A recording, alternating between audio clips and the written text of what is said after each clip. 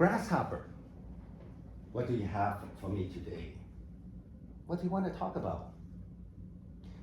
Master, I'm 30 years old now. I don't think I can be single anymore.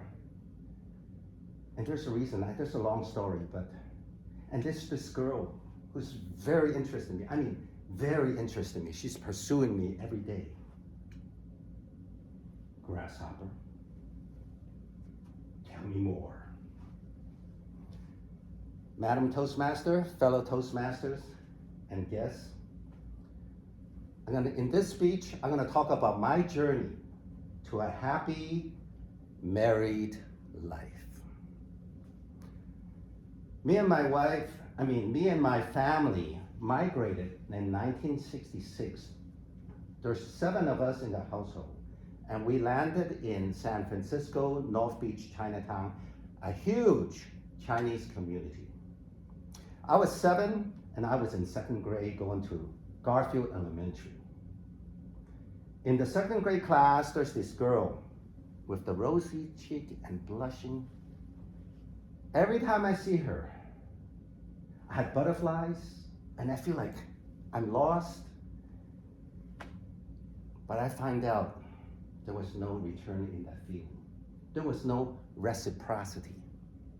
However, out of that experience, I realized I have a need.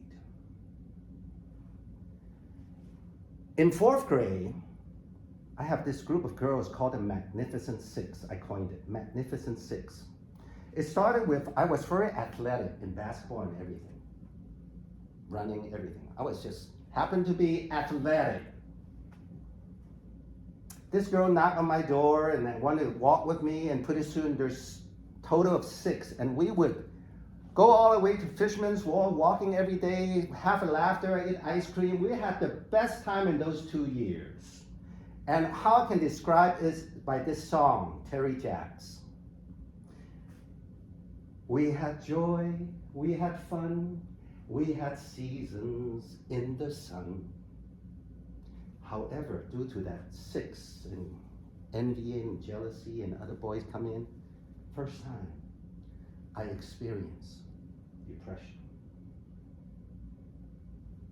Then in high school, there was this girl just right in front of me. I'm talking about just right in front of me, sitting in the class.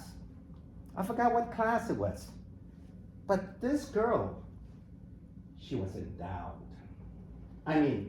Well endowed. Every time she turned around to say hello or say something to me, I swear, I thought those endowments gonna bump into me. Then there was this commercial. Dolly Parton selling Folgers coffee. And she said, this is the richest coffee, and they are mountain grown.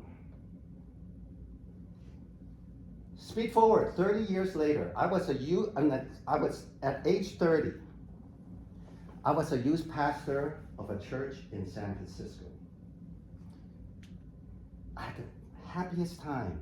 I didn't think about girls or getting married. I gave up because I can't seem to find one that really matched. The one I really want, they don't want me. The one that want me, I don't want them. It was really tough. But I was happy being single, serving, preaching the gospel, praying, speaking. Then my wife pursued me, and she pursued me aggressively. We're married. I was 30, married. After serving half a year of full-time as a youth minister, we got married. That's another story, but I find out after a few years of marriage, there's a difference between courtship and marriage life. Everything was fine during courtship.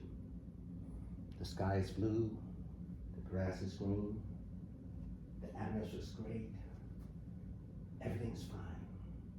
Any restaurant we go to, it's fine. Always happy. But But then after marriage for a few years, I find whether the toilet seat is up or down can become a big issue. Whether the windows are open or closed, could be a big issue. And then I learned that logic in marriage is not that important, at least in my case. Rather, strategic silence is very important. I also learned when my wife said, when I asked her, how you doing? She would say, I'm fine. That means, could be I'm fine, or it could mean I'm not fine, or it could mean I expect you to know how I feel and talk to me until you understand how I feel at this moment. I also learned there's such a thing as a 7-year itch. Before I got married, I had no idea, what's this 7-year itch? After I got married, after 7 years, 10 years, I realized there's such a thing. And then I realized, Lord, God, why the need for intimacy is greater in me than my wife? Why is that? And how come there's not the same compatibility? And I was bitter for years. But then I found out there's a reason for that. The Lord, God, wanted me to know spiritual compatibility for happiness in a marriage is much greater than physical compatibility. Much greater. The community, the praying together, having a common faith, reading the word together.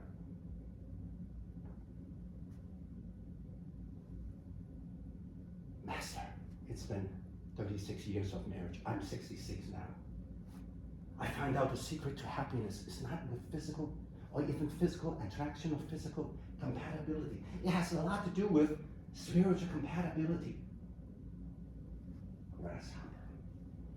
Well done. Well done.